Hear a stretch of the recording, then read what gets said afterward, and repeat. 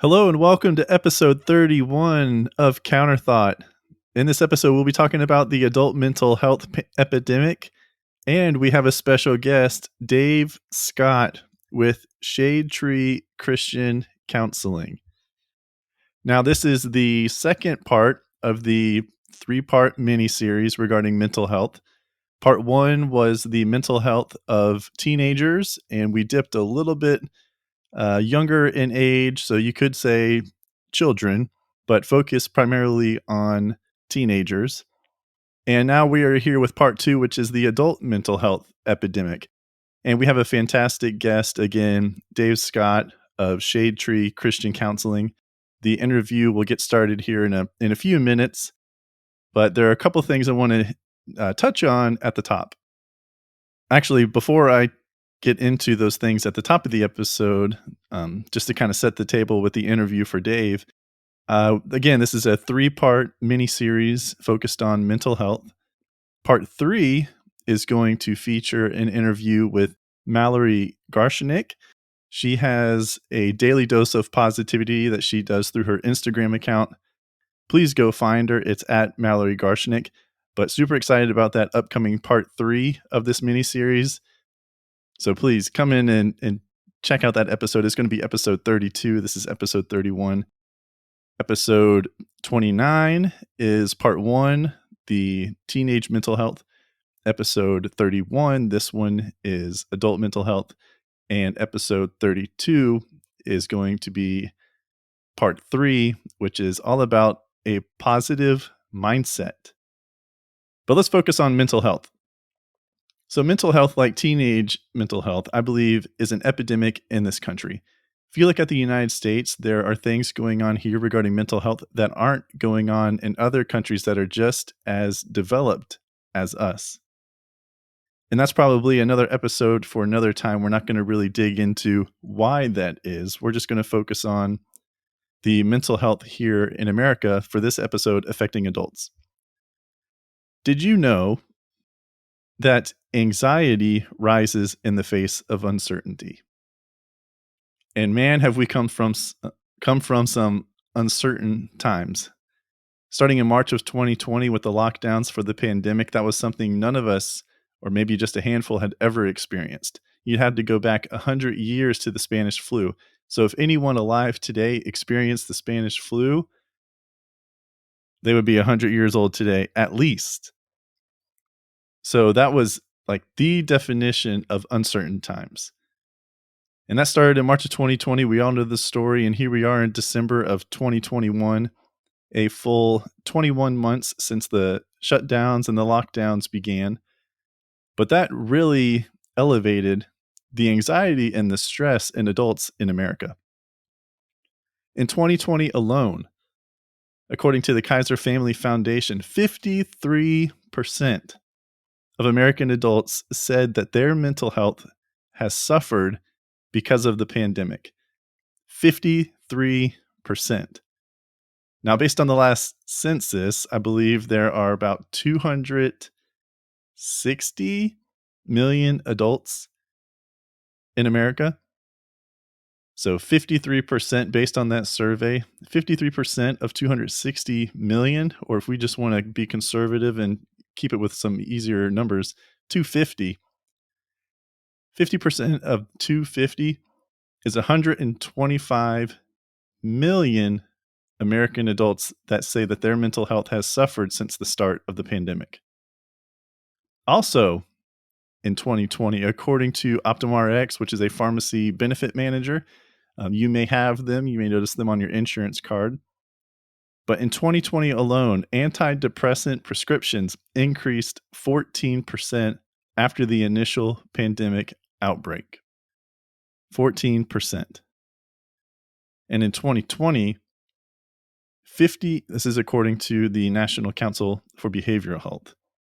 But also in 2020, 54% of behavioral health programs closed those programs because of the pandemic. And 65% had to reschedule or turn away patients.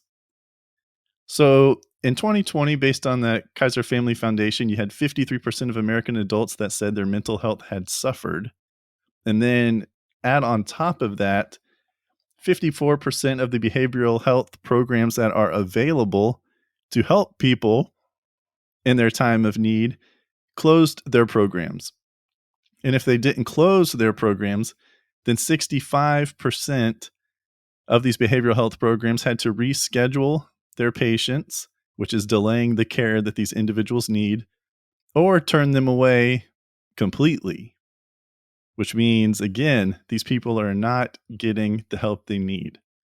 And we're talking about over 125 million American adults that potentially needed help. And if they weren't receiving help, they needed help, whether they reached out for it or not. And I do think that is an issue here in America. Not only are there not enough mental health professionals, whether that is a psychiatrist, a psychologist, a counselor, a life coach, not only are there enough of them to deal with all of the mental health issues like the anxiety, the stress, and other disorders or episodes that take place daily within these hundreds of millions of American adults. But as we see here, the pandemic had a detrimental effect on the availability of the resources that were at one point before the pandemic available. So to me, it's like a head-on collision. You have in one car driving down the highway on the wrong side of the road, you don't have enough resources. And then in the other car driving on the same side of the highway, you have this massive group of American adults that need help. And in this head-on collision is the mental health epidemic of America. Now, the CDC, for all it's worth, does have some great resources. I know the CDC, in some circles, myself included, lost some credibility throughout the pandemic. But and that undercuts the resources that they do have that don't have any kind of politics related to them. But taking the CDC giving the CDC the benefit of the doubt, I want to list these methods that they have on their website for, quote, coping with stress.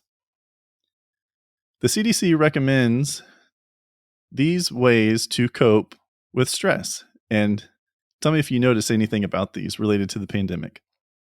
So the CDC says that in order to cope with stress, you could take breaks from watching, reading, or listening to news stories. The CDC also says that you can take care of your body mentally, spiritually, and physically. Also, you can make time to unwind, to de-stress, to relax. Or another way you can cope with stress is to connect with others. And then finally, as one of these coping mechanisms for stress, the CDC recommends to connect with your community or the community within your faith-based organization, like your church or your temple or mosque or whatever religion you practice. But did you notice anything about those coping mechanisms related to the pandemic? They were all taken away or hampered. So the recommendation to take breaks from watching, reading, or listening to the news stories. Well, where did we get our information going on regarding the pandemic? From the news, right? One form of media or another. To figure out what was going on with the pandemic, we had to watch the news. To take care of our body, mentally, physically, spiritually. Take care of our body, let's say from a physical standpoint. Gyms closed. So then you had to figure out a way to work out at home, which isn't ideal and is a struggle for some more than most, or for most more than some. Making time to unwind. How are we going to have time to unwind when our lives were turned upside down? If you're used to your children being at school for 6 hours a day and now they're at home, Where is that relaxation time that maybe you had carved out in the time your kids were at school? If you were used to going out with friends for maybe an hour, let's say in happy hour, or talking on or doing something like that after work, those places closed down. Restaurants, bars, all closed down for for a certain extent of time during the pandemic, and I know that differs based on where you live also. But again, they were taken away or hampered in some way. And then connecting with others. We were told to social distance, and really you should say it's physically distance, because you can be social in outside of being face to face. But anyway, we were told to physically distance at least 6 feet or more. And that makes it a little bit more difficult to connect with others. In addition, we were told when it comes to connecting with your community or your faith-based organization community, churches were closed. And there were lawsuits going about the whole churches being closed. So we were told to physically distance. We were told not to see individuals for a certain length of time. Remember, 2 weeks to slow the spread. And that turned into much more than that. But all of these coping mechanisms listed by the CDC were impacted in some way by the pandemic, and I believe has resulted in the increase, as I just went through those percentages, of anxiety and mental health suffering and antidepressants and behavioral health programs not being available for those who need help. So like I said, a head-on collision, and in the middle, or created from this head-on collision, is the epidemic of adult mental health in America. Now, switching gears, it is time for the interview. It is my great pleasure to bring on Dave Scott. Dave Scott is the leader of Shadetree Christian Counseling, and he is going to join us here in the next few seconds to talk about not only adult mental health, such as things that are going on, but also ways for us to have additional coping mechanisms in addition to what the CDC listed here, and coping mechanisms that could stand the test of things that we experienced during the pandemic, lockdowns, various shutdowns, or distancing, and so on and so forth. So it is with great pleasure to bring on Dave Scott, the leader of Shadetree Christian Counseling. Dave, welcome to the podcast. It is a pleasure to have you here. Please take a moment to introduce yourself and tell us a little bit initially about your counseling background and what you are doing today through Shadetree Christian Counseling.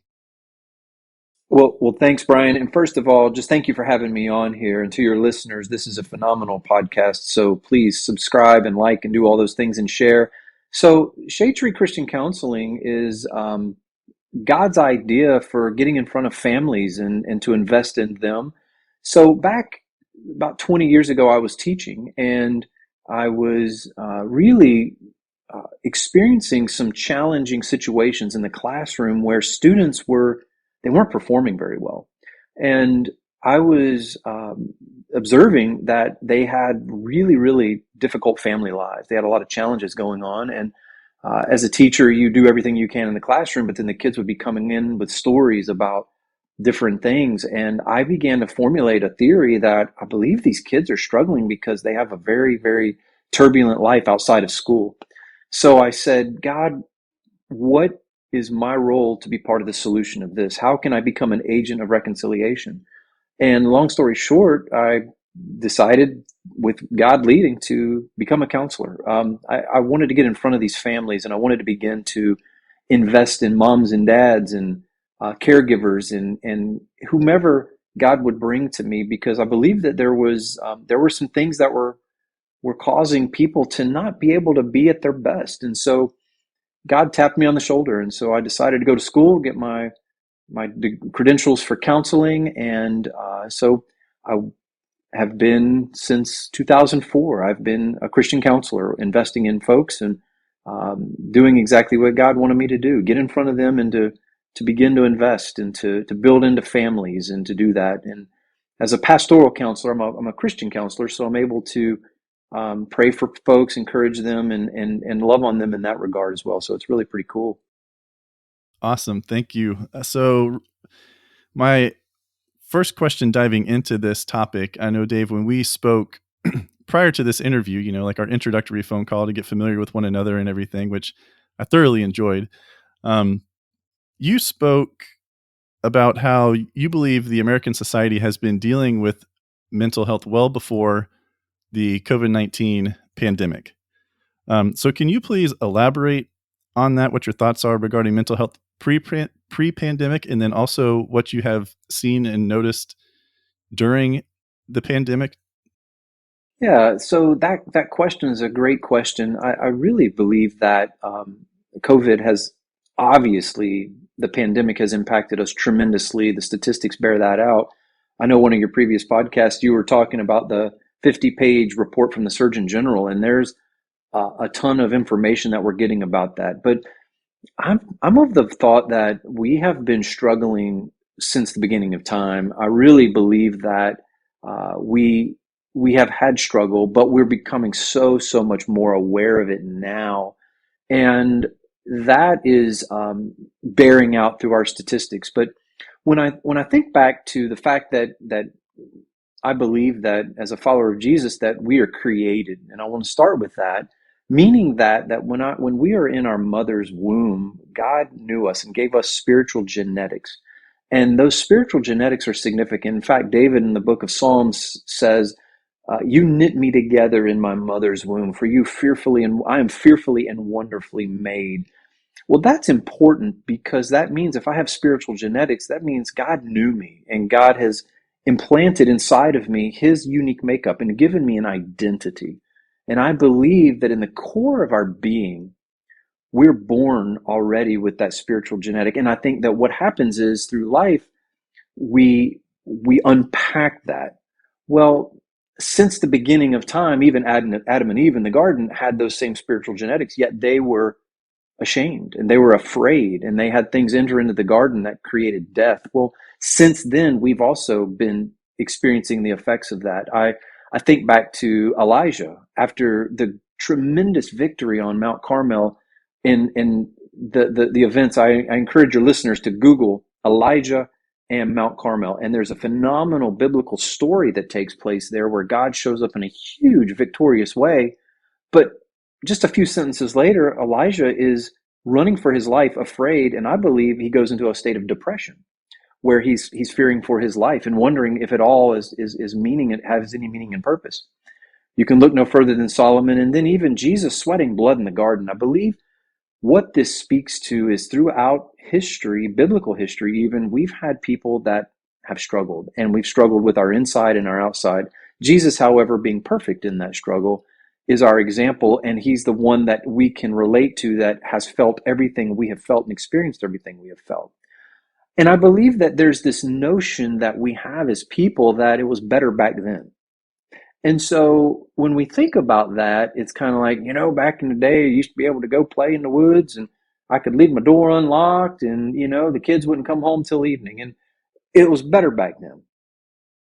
Well, was it better back then? I just think that we just didn't know as much about what was really going on back then as we know now.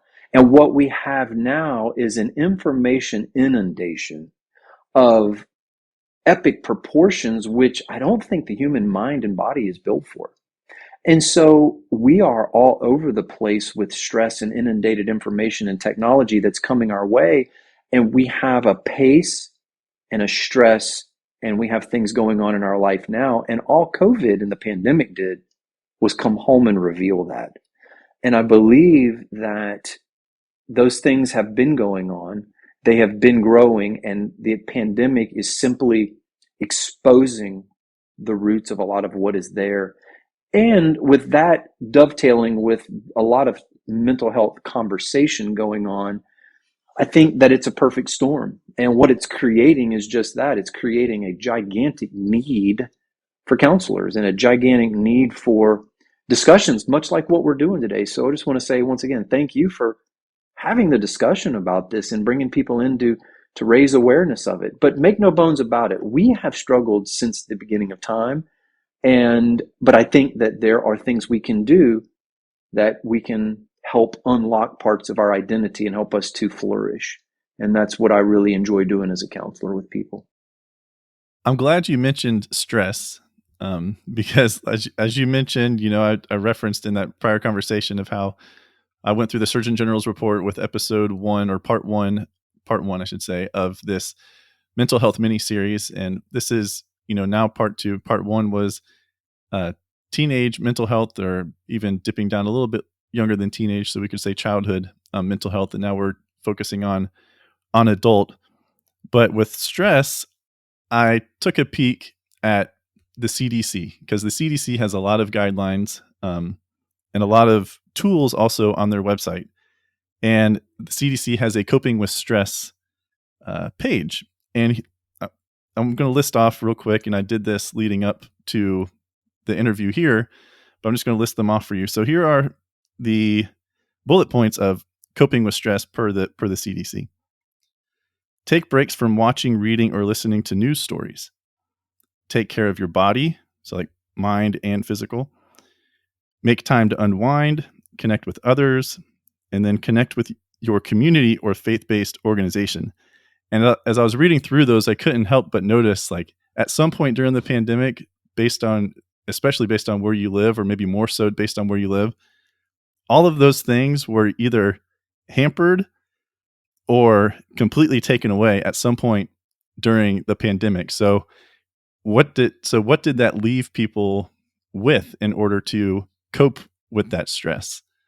Um, I guess that's my question. Like, what are some other ways, like in those instances, if if you can't attend your church because of like social distancing and other requirements, if you can't connect with others because work is shut down, if you can't unwind because places you would go to unwind are shut down, or care for your body, or take break from watching the news, well, everything we're consuming, trying to learn about the pandemic, is in the news. So, Dave, I'm just curious of what are maybe some other coping mechanisms for stress for adults, that you could share with the listeners?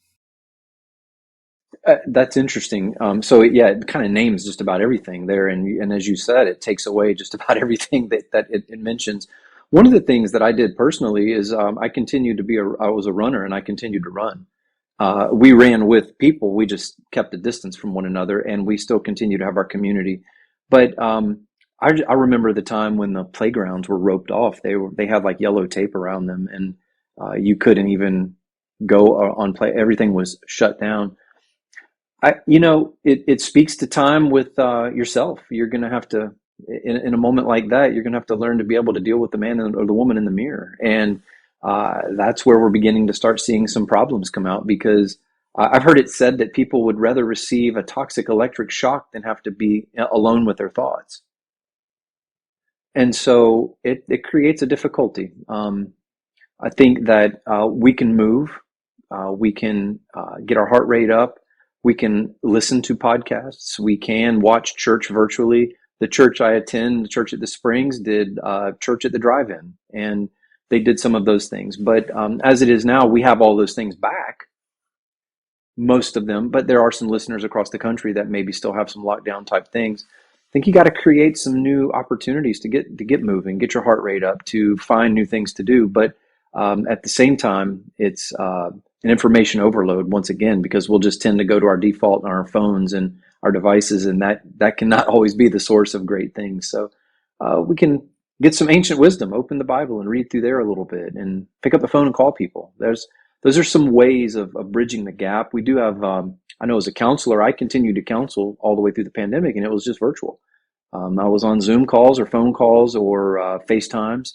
So even though it's a screen, it's definitely not the face-to-face. However, we continued to supplement that. And people got creative. I noticed that families would create game time together and stuff like that. But at the same time, as we were mentioning earlier, if there were cracks, the cracks got bigger because of that, and the stress got worse, and therefore you can begin to start seeing some epidemic overwhelm, if you will. It further revealed what was already there. The cracks were there; they got bigger, and yet at the same time, there's also something that we don't talk very much about, and that is that it created a sense of grief within us. And there's something good about grief. Even Charlie Brown says good grief. But grief can be good in the sense that it can strip away the barnacles of our life. And barnacles are things that grow on us that are unnecessary. They're overgrowth. And this has definitely pruned back a lot of things that are not needing to be there, which can produce new growth. Some people would say that's discipline. Some people say that's pruning. And it's not fun in the time, but it can create good things if we'll let it. But we don't like to feel pain, and we don't like to have those kinds of things happen. So, but if we can let it, this could be a time that we can get rid of things that are extra things in our life that aren't necessary. Now, I'm not talking about people losing their job and stuff. That's not the necessary ending. I'm talking about maybe we get focused on the things that matter versus things that don't. And so this could be a type of grief that burns away those types of things that can help us to flourish as we continue to produce through this, if we will let it. So, like I mentioned, this is part 2 of the mental health series. Part 1 was teenage childhood mental health. So I'm going to try to tie the two together with a theory of my own. And it's probably someone else's theory, but I didn't take the time to look it up, so I'm going to call this my own. So I have this theory. Adults relating to children under the umbrella of mental health. So since this episode is about mental health of adults, I have this theory that I don't want to say the status or the level, we'll say the condition, I guess, the condition of the adult's mental health impacts, good or bad, the mental health of their child or children. I guess my couple questions then based off of that for you, Dave, would be, 1, is that true? Is there any science behind that? 2, if it is, and if it isn't, if it is true, then, what can parents do or guardians do in order to limit the impact on the kids? And then 3, if that isn't true, like if there's some scientific data out there that says that's not true and I'm just completely wrong and off base, why is that?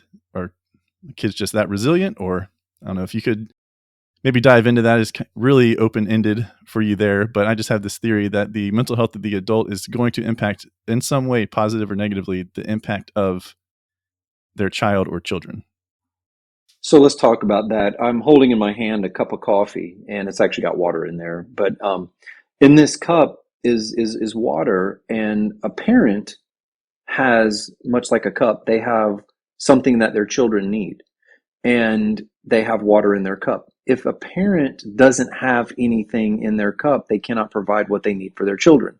So in simple terms, parents must provide for their children basic needs like physiological, safety, clothing, shelter, and then food. But then above that, love and nourishment.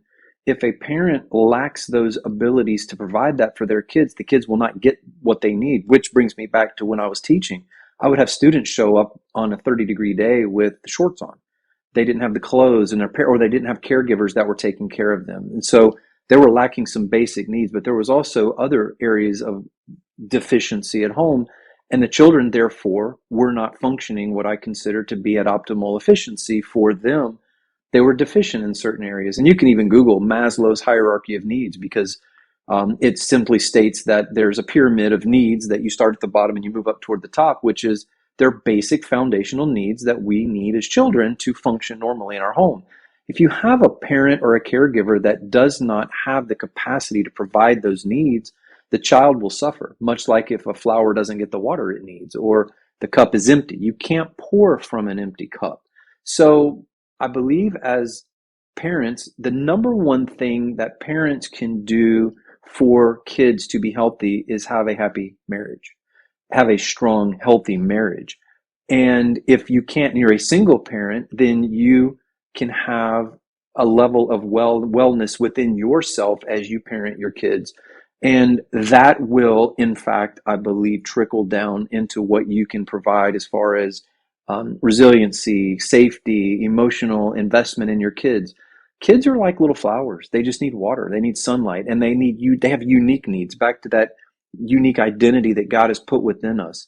And as parents, as we train them up in the way they should go, when they're old, they won't depart from it. Identifying what their needs are is recognizing what our children need. Well, if we are parents and we are so stressed and burned out, we can't even pay attention to our children. We not only will not be meeting their needs, we could actually be overwatering or underwatering, which can lead to disease. So it's imperative that parents take care of themselves, or caregivers, or aunts or uncles or grandparents that watch over these kids, because kids do have a great amount of needs. The kids don't know they have these needs. These manifest much later in life. There's a lot of different topics of things with children that have difficulties growing up. However, at the basic foundation, they need safety. They need to know that they're loved and cherished, and they need to know that they've got some of those basic things like hunger and thirst met. But if mom and dad are absolutely incapable, or they are either out of control emotionally, or they could have severe depression, they could have anxieties, these things can directly impact the kids because they're simply incapable of giving what they need to the kids. Now, that doesn't mean that if your listeners on here that have anxiety, doesn't mean they're bad moms and dads. That's not the morality of this. It just simply means all the more reason for them to educate themselves on anxiety, to take steps forward in gaining strategies. We have more help available today than at any other time in history. So you can go online, you can call a counselor, you can talk to pastors in churches, because there's beginning to be more talks about our internal health as much as our external health in the world today. So all the more reason for parents to begin to do things to be well on the inside. So kids are growing up with phones in their hands and devices and their access to information, and it is creating an epidemic, which is kids are becoming inundated with information. I like to call them 5-year-olds with chainsaws. It's dangerous. And we need some parental guidance as far as that goes. And so as parents, we want to make sure that we are taking care of ourselves, investing in our homes, investing in our marriages, investing in our families, and the kids are the byproduct of that. I believe with certainty that kids will know if mom and dad are happy or not, and they will do whatever it takes to make mom or dad happy. Kids they're very, very, very involved in that. And so they will feel the stress of a stressful home, and it can lead to physiological breakdown. In fact, one of the things I spend a lot of time talking to my clients about is something called complex post-traumatic stress disorder, which is prolonged stress and trauma from childhood, which leads to perfectionistic striving, super inner critic, external critic. There's a lot of different things in there, but what it does is it causes us in our adult life to not function well. These are things that can be healed, they can be helped, and we can help them make them whole.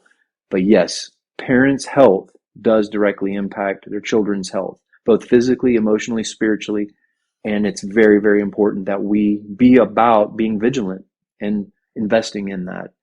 Some of the things you had mentioned, and I'll answer a question before you ask it, are what are some things that families can do that can boost their health before maybe they reach a critical place. One of the things is I think people should call a counselor and or a coach, even if things are going good. Statistics say that people will struggle in a marriage for 6 years before they call a counselor. I think that we have too many options available. So call a counselor even when it's good and enhance your relationship. But I think it goes back to some of the recommendations for dealing with stress. One of the things I've learned, if families will connect and have some koinonia or fellowship, community, families that have community, they do one another, they do that well with a group of people that they love and they care for, it increases the likelihood of them doing well together by 40%. 40%. So where do I get that statistic from? Well, this statistic is derived from a research study that asks how people change. And one of the things that we found is people will change if they have a supportive community. 40% of change is involved with having a supportive community, meaning that these are not toxic people giving you advice. These are wise people in your circle that are able to walk with you through a situation. The other 30% is whether or not you have somebody that you have leading you and they're caring for you. So there is a tremendous amount of help that is there. And I would encourage folks to get into a community, get around fellowship, have some koinonia.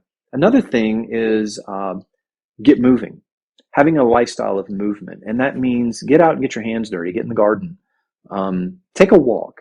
You don't necessarily have to join a gym or be part of a running club, but just have a lifestyle of movement. Take the stairs, take a bike ride, being outdoors. Those types of things do lead to excellent health. And then finally, I think it's really important to do hard things. We have to learn to be comfortable being uncomfortable. And what that means is, for some people, that might be reading. For some people, that might be spending some time learning to be quiet, to be still. It might even be something like, signing up for something difficult just because it's difficult. When we do that, we stress our resiliency, and we stretch our resiliency. We then are able to do harder things. The more ease and comfort we have, the worse it is for us. The old saying is that sitting is the new smoking. And we don't want to be sitting all the time. Another thing that is being said is that it's better to eat donuts with friends than to have broccoli alone.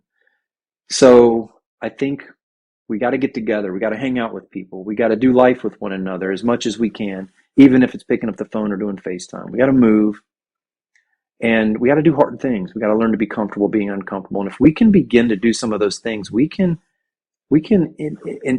instill and install some resiliency and some stress abilities to handle things around us. If we don't, at the first sign of stress, we will topple over like a giant oak tree here in Florida. So we have a lot of lives that are toppled over due to the pandemic and due to stresses. One of the reasons is because our roots are pretty shallow. Don't steal my next question. I'll let you steal one, but don't steal my next one. Maslow's hierarchy of needs, that's taken me back to I think my second year of college, one of those prerequisites or gen eds, I think that's what they were called. And then talking about the sense of community at my church, the church I attend here in Orlando, which is Discovery Church. The pastor there, which maybe one day he'll come onto this podcast. I haven't asked him yet, but fingers crossed. He talks about BGPs. He abbreviates it BGPs, or big godly people, when it comes to seeking wisdom about decisions, coming up in your life. How to respond in certain situations, or maybe what the next steps should be in response to a situation. So I just wanted to throw that in there. He refers to them as big godly people who are rooted in the Word, who should know more, maybe you could say, about the Word of God than you do, to provide that wisdom and that counsel. But my question, because you're about to get to it and I had to jump in, is, Dave, I have one more question for you before we wrap up the interview. And that is going back to our initial discussion about, you said something to me that I think is going to stick with me. I'm going to remember it for the rest of my life. And that is that in today's world, the way we consume information and like our attention spans and everything else, that we have shallow roots. And I think you can make the argument that the younger the child is, the person is, the shallower the root, because they're closer, they're part of the generation who's coming up like in this environment, compared to someone who's, a baby boomer or something like that. But you said to me that our roots, like we have shallow roots, and as things come at us in life, it's like gusts of wind. And as we take on more and more and more wind, eventually the tree is going to topple over, and the tree is going to topple over more easily the more shallow the roots are. So could you just elaborate on that a little bit and go into a little more detail? Yeah, so there's a lot of field work now being done in the neuropsychological realm. Our brain health studies from Dr. Carolyn Leaf, Dr. Daniel Amen, Dr. Siegel. There's plenty of people that we can research, but we're able to know what the brain is doing far more now than at ever any time in history. And what we're beginning to see is the ramifications of our electronic what is the word? What we're consuming in electronics via social media, video games, etc. And what's happening is the amount of information inundation that's happening is literally creating like shallower roots in our brain where we're lacking more capacity to handle hard things. It's creating an overall lack of resiliency in our youth. But I would also argue that it's creating shorter root systems in adults because we're consuming just as much technology, if you will. It's just my opinion that we were not designed to have the amount of information that's coming our way, and our bodies are keeping the score of that. The roots becoming shallow means that we can, as we swipe, we're just continually feeding the dopamine cycle, the hits. And what's happening is our brain is lacking the capacity to think longer. We're noticing an uptick in ADHD. We're noticing that our ability to focus long term is shortening. This is becoming a problem, and I believe what we've got to do is be aware. The Bible teaches us in the book of Psalms, chapter 1, blessed is the man who does not sit in the counsel of the ungodly or the wicked or the scornful. And what that talks about is getting a lot of ideas, in my opinion, from ungodly sources. We want to get those people that your pastor referenced in our life that are able to point us to truth. And as we focus more and more on ideas that are just opinions or different things, it's not healthy for us. But what it encourages us to do later is but the person who, a godly man or a godly woman, meditates on the law day and night. What that is simply saying is read the Bible and think about it. Read the Bible and think about it. That deepens our roots. And what the Bible then goes on to say is that you'll be like a tree planted by the streams of water, that essentially you will flourish. Picture, there's a little bit of the shade tree name, a tree flourishing with deep roots. The roots are deepened into the things of the truth of God. What that means is that we're actually reading, learning, and abiding and remaining. And then what will happen is fruit will pop out on that tree and God gets glory. So that's a pretty cool thing that happens. Shallow roots, we blow over. It happens when we have to face something difficult and all of a sudden we're on our side. I believe COVID blew us over in a massive way as a society because of shallow roots. And I think if we're not careful and we don't limit some of the overexposure to the technological advances, we will continue to be shallow rooted people and we can become blown by the, like chaff, which is hold your hand out and put like dust in your hand. If you blow it, it's just like, that's where our resiliency will be. And that's where our minds will be. And that's where we're finding that now the opinions and thoughts of people are absolutely steered quickly and easily with very little resistance, like chaff being blown. And so it's concerning to me that we're going to lose our ability to have really deep thoughts. And so my challenge for myself and for others is to read the Bible, think about it, and think, and allow our roots to go deeper. And in that, we can be resilient people that produce fruit. And I believe our character will be shaped by that, and that we will flourish and give God great glory in there. Awesome, Dave. Thank you. So to wrap up this interview, which has been a phenomenal interview, by the way, you've been a tremendous guest and love to have you on again in the future, which will be by video that time. If you agree to come on, makeup artist and everything.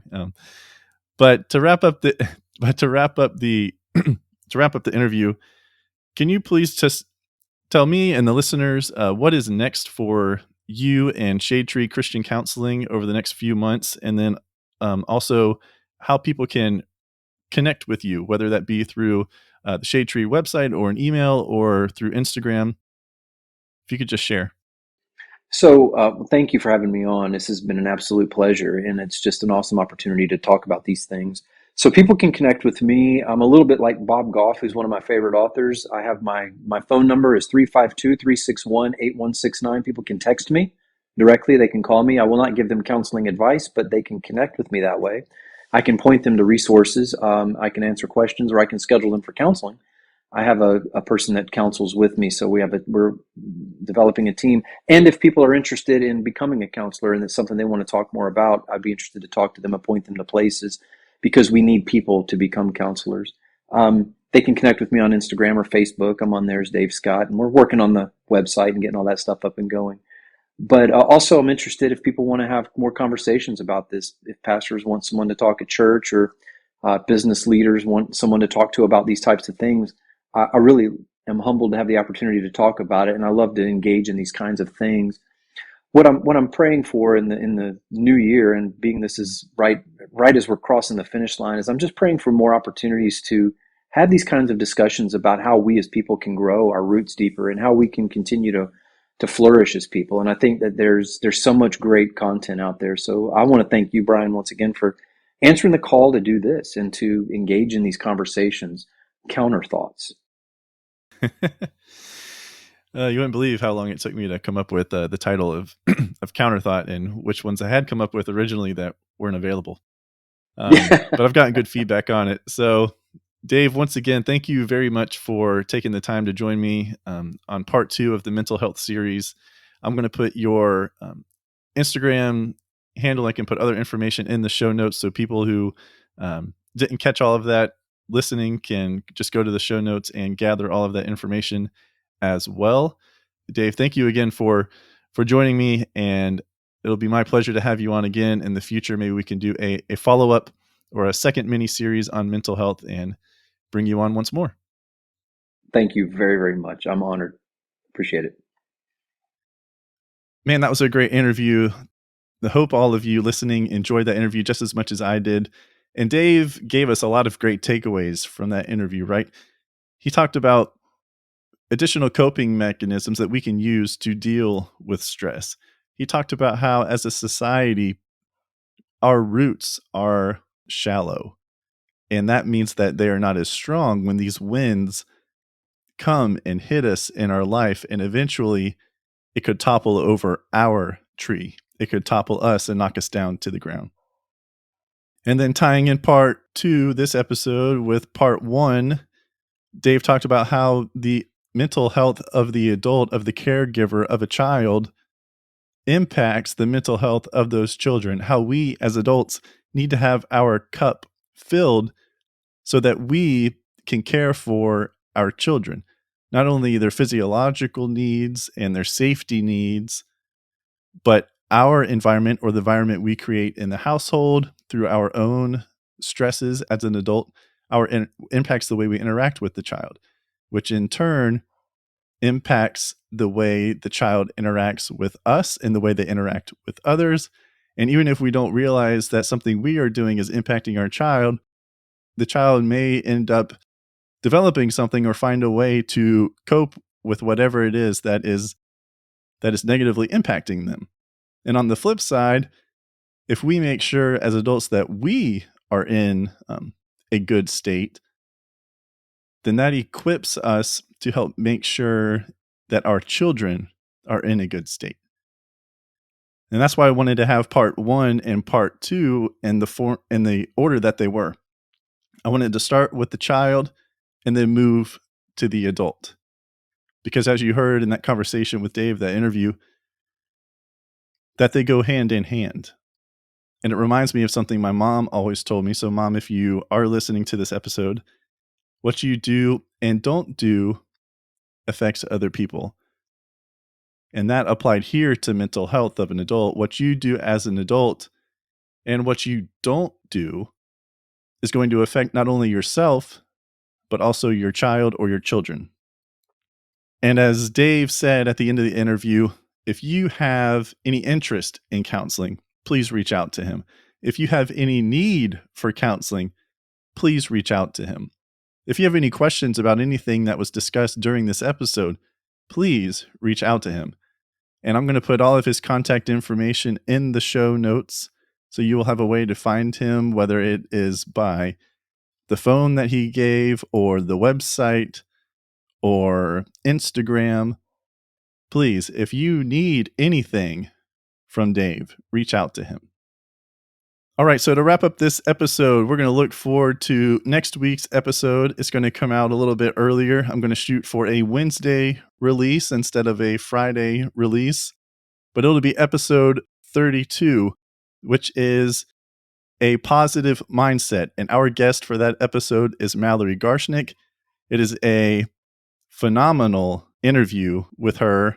as we close out this 3-part mental health mini-series within the Counterthought podcast. Thank you very much for listening to Counterthought. Remember to subscribe to the podcast and engage with us on Instagram at counter_thought, on Twitter at counter_podcast, on the Counterthought podcast page on Facebook, and on our website. Thank you for listening to Counterthought.